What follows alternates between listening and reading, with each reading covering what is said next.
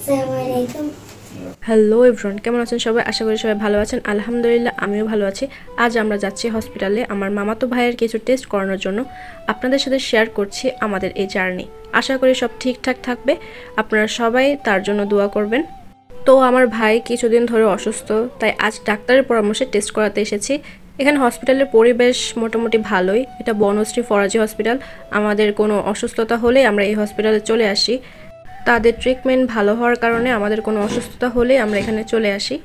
তো আপনারা গত ব্লগে দেখেছেন আমার মামাতো ভাই, তারপর হচ্ছে মামানি, নানু, নানারা গ্রাম থেকে এসেছে বেড়ানোর জন্য।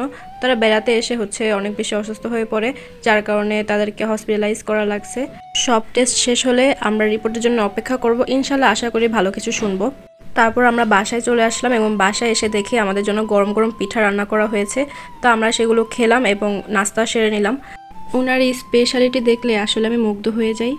আমার হাজব্যান্ড নানু নানার জন্য নিজে বাজার করতে গিয়েছে। ভাবলাম আপনাদের সাথে একটু শেয়ার করি, দেখা যাক উনি কী কী বাজার করেছে।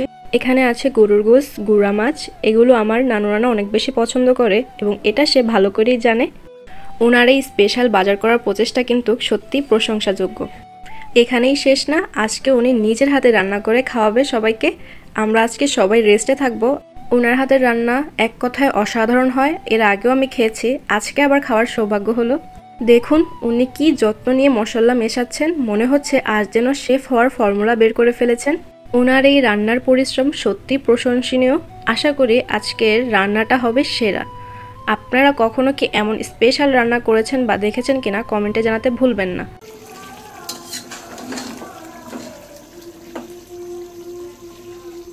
ইন্টারেস্টিং হবে ইনশাআল্লাহ।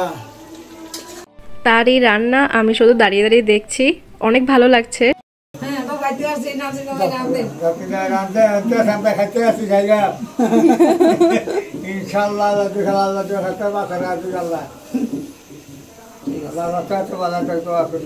এইদিকে আমার নানু নানা তার নাচ জামার জন্য দোয়া করছে।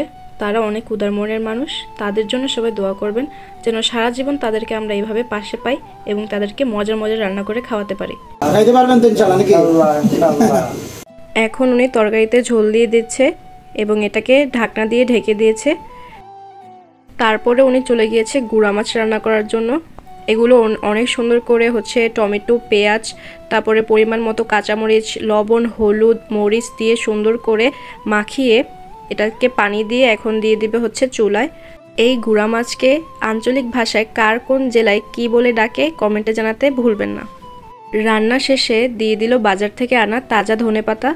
রান্না শেষে তিনি টেস্ট করে দেখছে যে রান্নাটি পারফেক্ট হয়েছে কিনা।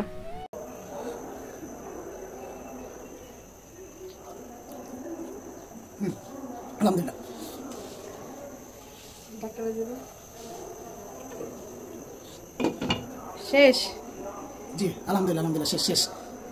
রান্না শেষে তিনি চলে গেলেন নামাজ পড়তে এবং নামাজ শেষ করে ঘরে ফিরল। আল্লাহর কাছে শুকরিয়া জানাচ্ছি যিনি আমাকে একজন পারফেক্ট এবং সুন্দর মনের একজন জীবনসঙ্গী দান করেছেন। ভালো জীবনসঙ্গী অনেক বড় নেয়ামত আল্লাহর পক্ষ থেকে। আলহামদুলিল্লাহ। এইদিকে আমি খাবারগুলো সার্ভ করছি সবার জন্য। তাই লেগে আমি লইছি।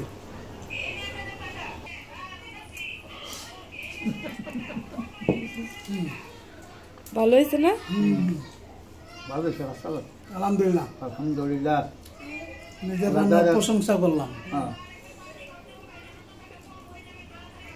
ভালো হয়েছে নানু? আম করতে ভালো রাঁধতে পারে না? না নানি পাম দেয় আমারে। बहुत ভালো হয়েছে। বহুত ভালো হয়েছে। বহুত ভালো হয়েছে। বাস মানে তুমি বহুত ভালো হয়েছে। আমরা তো ভালো হয়েছে আপা। আমাদের রান্না তো খান নাই। আলহামদুলিল্লাহ আমার নাতি যারা সবাই তো ভালো হয়েছে। যেদিকে হলো তো ভালো হয়েছে তো হলো তো ভালো হয়েছে। হলো তো ভালো হয়েছে ভাই।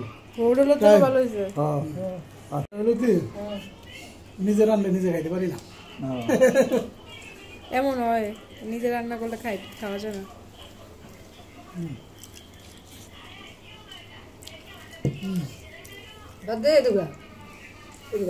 আলহামদুলিল্লাহ খুব ভালো হয়েছে খুব ভালো হয়েছে। খুব ভালো হয়েছে তাদের রিয়াকশন দেখে আমিও দেরি না করে খাওয়ার জন্য বসে পড়লাম এবং সে নিজেই আমাকে পরিবেশন করে খাওয়াচ্ছে। Trust me, is the best beef ভুনা ফর এভার। অনেক ভালো হয়েছে। সময় হলে সুযোগ হলে আপনাদেরকেও একদিন এনে খাওয়াবো এবং আপনারা নিজেরাই রিভিউ দিন যে আসলে কেমন।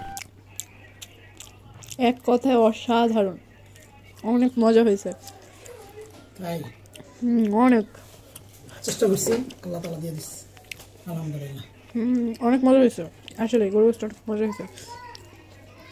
আমি এত ভালো রান্না করতে পারি না। আজকের ভিডিওটা এই পর্যন্তই। সবাই ভালো থাকবেন, সুস্থ থাকবেন। দেখা হবে নতুন কোনো ভিডিওতে।